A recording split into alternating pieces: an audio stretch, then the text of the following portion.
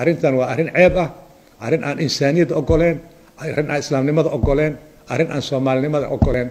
dad isla dhaqmayaan martaa oo aan arrintani oo ay martaa ka xishoodaan inay tahay. koonfur galbeed maanta amni darra haysato, laakiin waa laga baxayaa. waxaa reer koonfur galbeed waxay ku maahmaahaan abaar bahaase eeba daran, yani abaar waa laga baxayaa, ceeb baa daran. haddii oo marta arrintani oo marta aan si degdeg wax loo qabanin waxay keenaysaa dhibaato aad u badan. koonfur galbeed weligeeda way soo dhaweyn jirtay Soomaaliya ayadoon cidna u fiirinin. markay ayada deganeed taariikhdeeda waa taqaanaan kulligiina. ma aha dad waa dad oo soomaalinimada jecel, dad soo dhaweyn jecel, islaamnimada jecel ay yihiin. marka collective punishmentkan ama waxyaabahan ciqaab wadareedka ah islaamnimada ma ogola. walaa taziru waasiratun wisra ukhra ayaa allah subxaanahu watacaala ku tilmaamay. yani ninna dembigiisa nin kale ma qaadayo. qofkii oo loo qabto qofkaas ayaa dembiga iskale.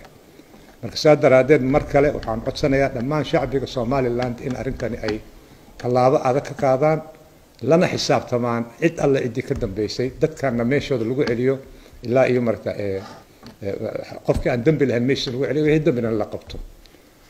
arrintan marta oo fikradan hore la soo dhaafay oo propagandada ahayd ama ujeedada gaarka ah laga lahaa oo ninkii koonfur galbeed ka yimaada ama afmaay ku hadlaya waa shabaab la leeyahay. dadka waxaa idin meesha idin keeni waxa weeyaan amni darro ka haysato deegaankooda, haddii kale idinma imaadeen. marka haddii amarta ay caalamkii hadda maanta uu marayo in qof oo diinta aan ahayn oo magaciisi dalalkaas adduunka weyn ah marka aad tagtaan muddo gaaban ka bacdi in amni ninkii marta badbaado la siiyo oo amnigiisa la sugo oo weliba la taakuleeyo, waxbarasho loo ogol yahay oo loo ogol yahay ilaa xad inuu marta golahooda xataa golahooda taliska ay ka qayb ka mid noqdaan ayay ku dhaqmaan adduunyadii kale.